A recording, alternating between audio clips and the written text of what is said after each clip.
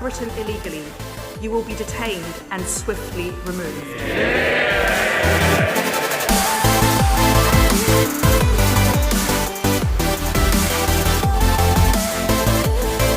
We will stop the votes.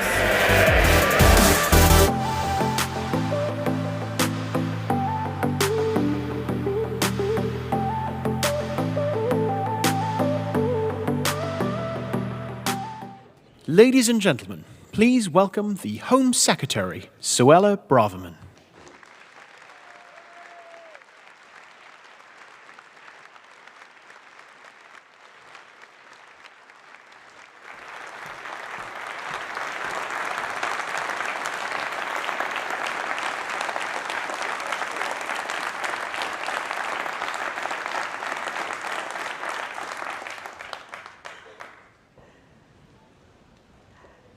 Hello, conference. Good to see you. Let me start, ladies and gentlemen, by thanking a few people.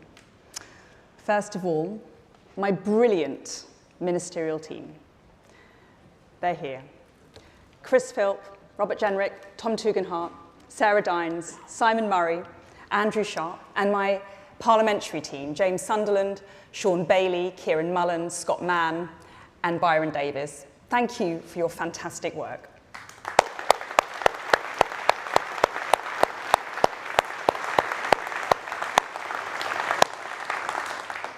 I'd also like to thank all the Home Office civil servants who work flat out to keep this country safe. And of course, the Greater Manchester Police and all the officers from around the country who are doing their duty here.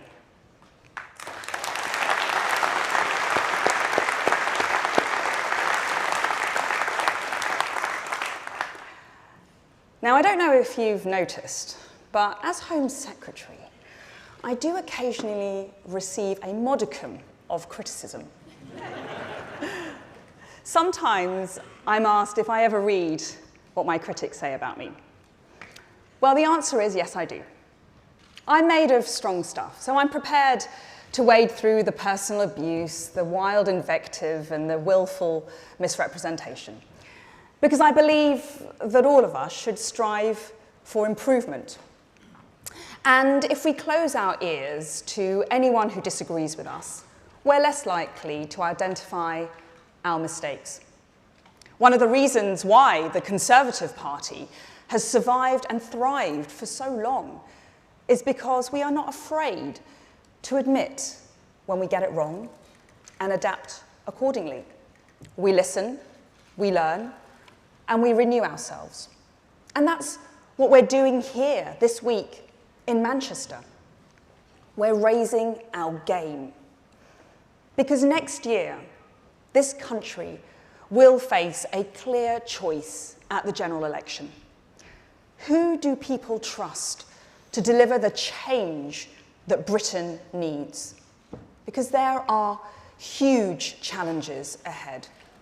The world is being transformed by powerful forces. And I think the British people see that, perhaps more clearly than some of those in Westminster who live in the bubble of complacency. I also think most British people have a pretty good sense of how they expect their government to respond to those challenges. And I'm confident that when push comes to shove, the voters will realise that they are much more likely to get the change they really want from Rishi Sunak and the Conservatives than from any of the left-wing parties. And the reason is simple. And I'll explain it with an example from my responsibilities as Home Secretary. Now, one of the most powerful forces reshaping our world is unprecedented mass migration. The wind of change that carried my own parents across the globe in the 20th century was a mere gust compared to the hurricane that is coming. Because today, the option of moving from a poorer country to a richer one is not just a dream for billions of people. It is an entirely realistic prospect. Every human, every single person has the right to aspire to a better life. People in poorer countries who would love to move to Britain than could ever be accommodated. Even if we concreted over the countryside, turned our cities into one vast building site and erected skyscrapers from Eastbourne to Elgin, from Hull to Holyhead, it still wouldn't be enough. Demand will always outstrip supply. I know it, you know it, and the voters know it. This country has been generous in taking in refugees from Afghanistan, from Ukraine, from Syria, from Hong Kong. The decency of the British people cannot be questioned. But they also care deeply about overall numbers. In poll after poll, the British people have been clear. Immigration is already too high.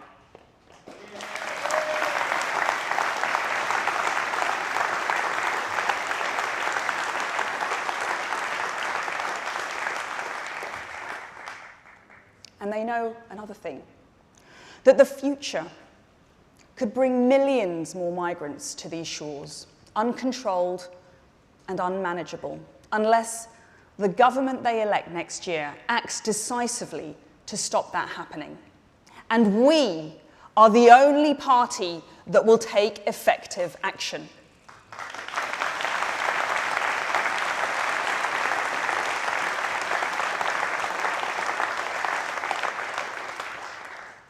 Now, I can't pretend that politicians have done a great job of managing immigration for the last 30 years.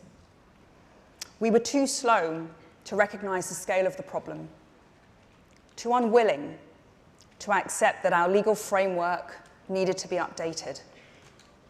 And let's be honest, far too squeamish about being smeared as racist to properly bring order to the chaos. But under Rishi Sunak's leadership, things are changing.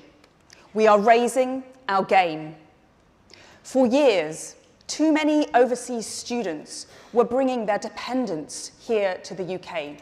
So we've changed the rules to ensure that a student visa is not a route for whole families to come and live and work in the UK. When I stood before you at conference last year, we were dealing with a surge of Albanian illegal migrants coming on small boats, over 12,000 in 2022 alone. Fast forward a year, and thanks to the returns deal with Albania that we put in place and changes that we made to our rules, those numbers are now down by 90%.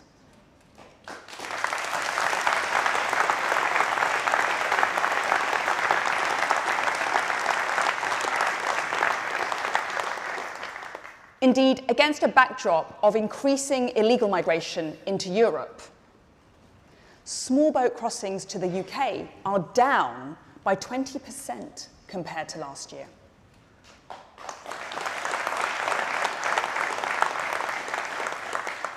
And conference, we will soon begin closing down asylum hotels.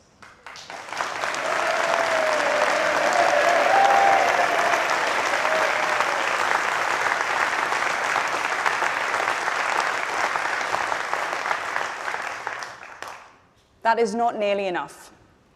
I accept that. But it is a start. And it's a hell of a lot more than Labour would do. I said at conference last year that we had to change our laws, and we did. Our Illegal Migration Act, which will come into force in the coming months, now means that the only route to asylum in the UK is a legal route.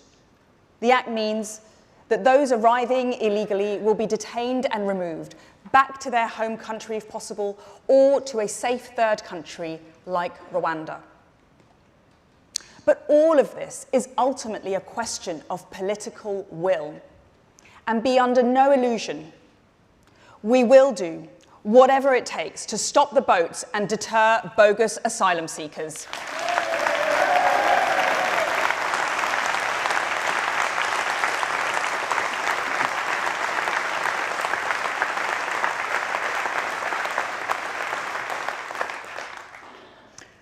We will also ensure that legal migration comes down to reasonable levels and that it occurs only when there is a clear benefit to the British people. That's our pledge, that's our plan, and I believe the public will back it.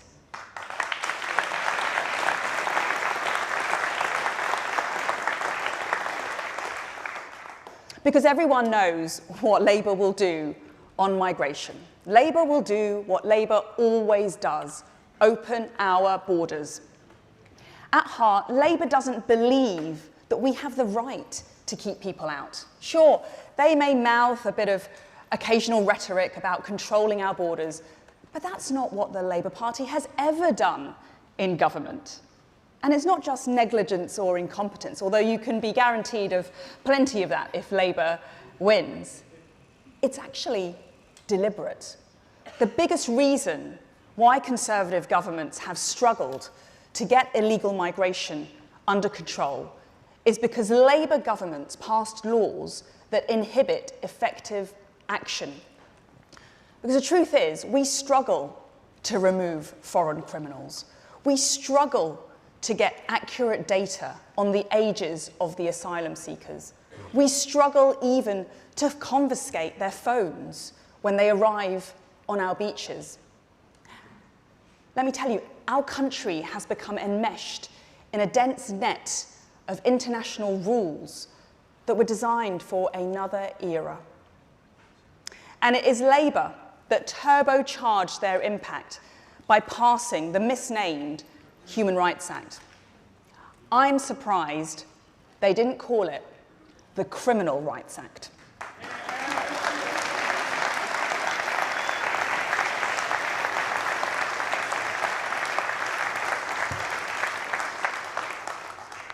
Because I tell you, every time I've gone to Parliament to improve the law on immigration, Labour has tried to block us, always aided by their allies in the third sector, some of whom openly declare that they oppose national borders merely on principle. All of them bleating the same incessant accusation: racist, racist, racist. They've always used that smear. They tried it against Margaret Thatcher. It didn't work. They tried it against David Cameron. It didn't work. A couple of years ago, they even tried it against Winston Churchill, our greatest ever leader, and it didn't even work then. And I can promise you, it won't work against Rishi Sunak, and it won't work against me.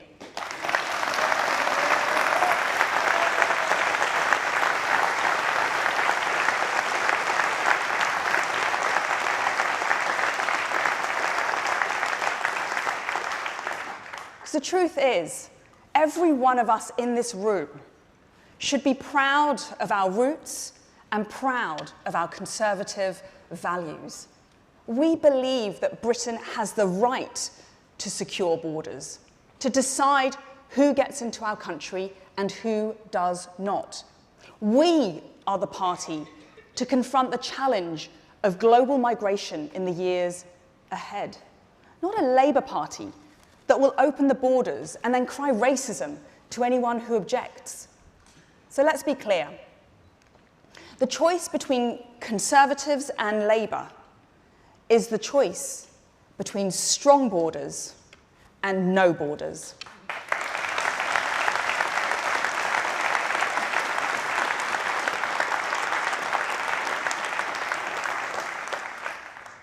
Now, the next election will also be fought on law and order, between a Conservative government that wants the police to focus on criminal justice and a Labour Party that thinks the police should focus on social justice, between a Conservative government that stands up for the police and a Labour Party that wants to see them take the knee. between a Conservative government that wants to help ordinary people go about their lives unimpeded, and a Labour Party that sympathises with the eco-idiots that block our roads and stop mums from taking their kids to school, stops workers from getting to their jobs, and stops ambulances from getting to hospitals. Because when it comes to Just Stop Oil, Labour's lawyers advise them and Labour's donors fund them.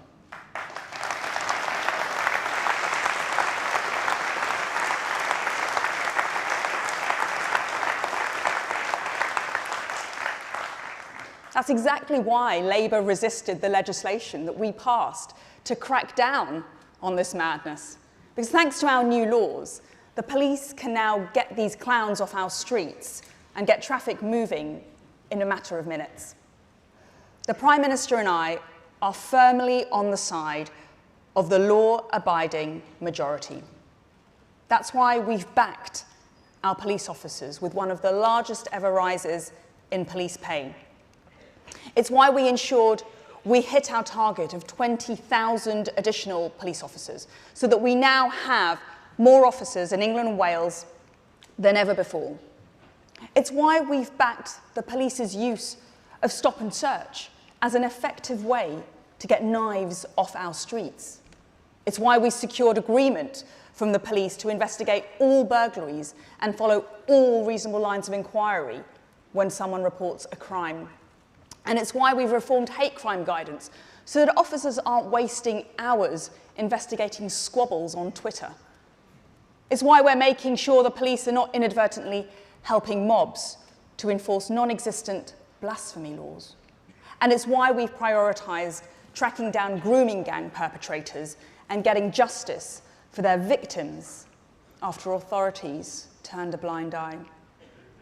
It's why we've made sure that Prevent, the government programme that stops people sliding towards terrorism, is focused on the main security threat to the British public, Islamist extremism.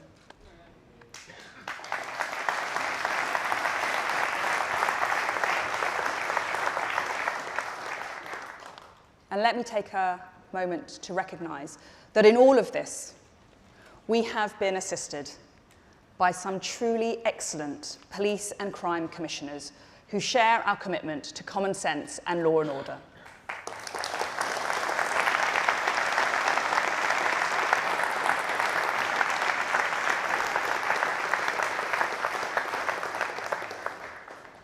There is so much more to do, and the public knows that. But Labour certainly won't do it. There's more to do to reform our vagrancy laws, because we cannot let British cities go the way of San Francisco or Seattle. There's more to do to ensure that foreign national offenders aren't clogging up our prisons for less serious crimes, but are booted out of Britain as soon as possible. There's much more to do to end the scandal of rapists and paedophiles changing their names to evade sanctions and criminal record checks. And so, we will bring forward legislation to prevent registered sex offenders from changing their identities. We will work to strengthen background checks so that they can catch undisclosed changes of identity.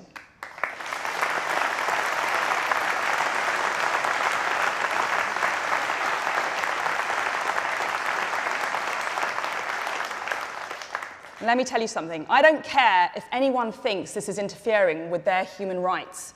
It's time to worry less about the rights of sexual predators and more about the rights of victims.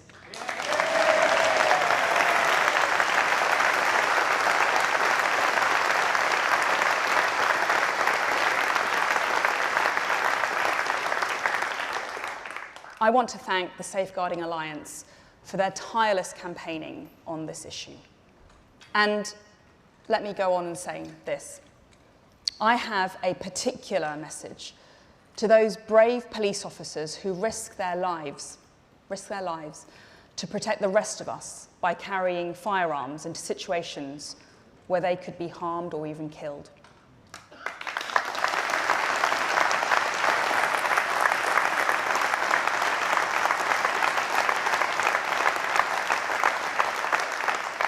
You are the thin blue line.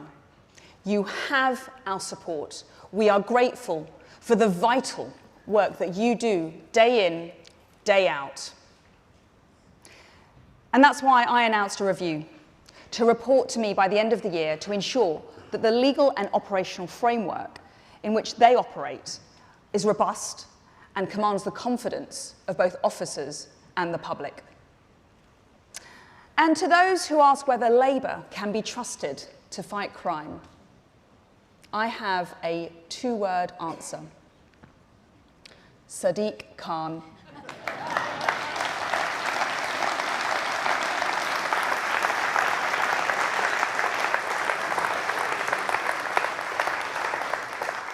If there's any justice in this world, Susan Hall is going to wipe the floor with him in May.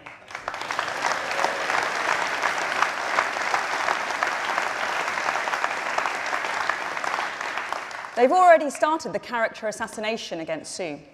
The distortions, the insults, the lies, because that's what the Labour Party always does. It prefers smears to debate. Now, personally, I take their abuse as a compliment. I know they've tried to make me into a hate figure because I tell the truth, the blunt, unvarnished truth about what is happening in our country. And I know there are some who think that emphasising the importance of law and order or secure borders is unedifying. They look down on those of us who care about such things. Of course, they are entitled to their beliefs. But let's be honest, these are luxury beliefs. What do I mean by that? Our politically correct critics have money, they have status, they have loud voices. They have the luxury of promoting seductive but irresponsible ideas, safe in the knowledge that their privilege will insulate them from any collateral damage. The luxury beliefs brigade sit in their ivory towers telling ordinary people that they are morally deficient because they dare to get upset about the impact of illegal migration, net zero, or habitual criminals. And you can be sure of one thing. People with luxury beliefs will flock to Labour at the next general election because that's the way to get the kind of society they want. What is that? They want, and they like, open borders. The migrants coming in won't be taking their jobs. In fact, they're more likely to have them mowing their lawns or cleaning their homes.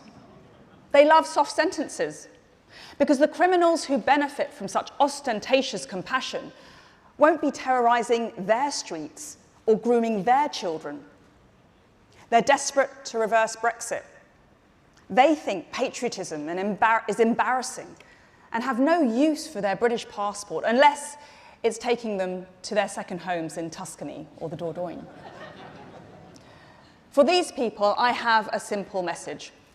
You are entitled to your luxury beliefs, but the British people will no longer pay for them.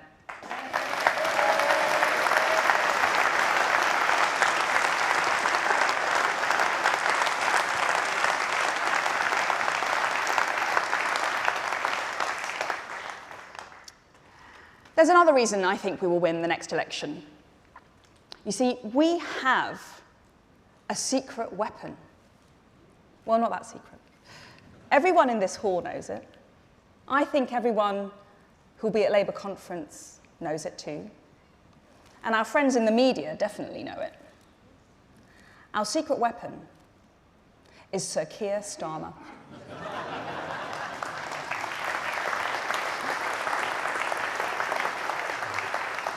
You see, the British people have no enthusiasm for Sir Keir Starmer. They know that he believes in nothing. They know that he will say anything to anyone and then change his mind at the first sign of trouble. Keir Starmer lacks the personality to lead this country effectively. Imagine what would happen if he became Prime Minister. Luxury beliefs would reign supreme. Britain would go properly woke. Things are bad enough already. We see it in parts of Whitehall, in museums, in galleries, in the police, and even in leading companies in the city. Under the banner of diversity, equity, and inclusion, official policies have been embedded that distort the whole purpose of these institutions. Highly controversial ideas are presented to the workforce and to the public as if they're motherhood and apple pie, gender ideology, white privilege, anti-British history. And the evidence demonstrates that if you don't challenge this poison, things just get worse. Whole institutions become captured. And of course, as always happens when the left gets the upper hand, those who fail to conform are persecuted, chased out of their jobs for saying that a man can't be a woman, scolded for rejecting that they're beneficiaries of institutional racism, disciplined for using the wrong words. This Conservative government has begun the task of clearing out this pernicious nonsense.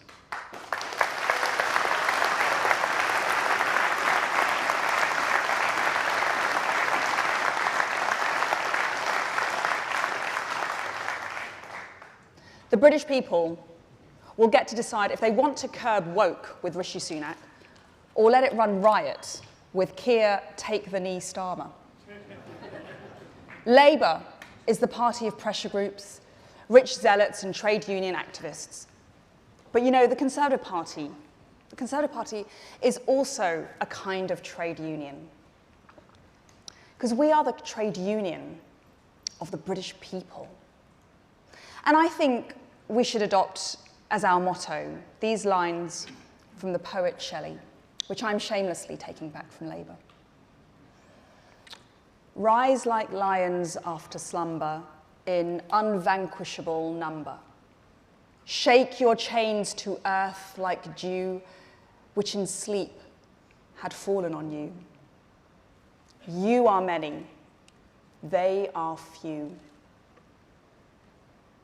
We stand with the many, the law-abiding, hard-working, common-sense majority, against the few, the privileged woke minority, with their luxury beliefs, who wield influence out of proportion to their numbers. Our message to the people is clear. We are raising our game.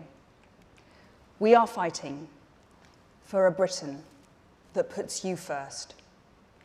We are on your side. Thank you.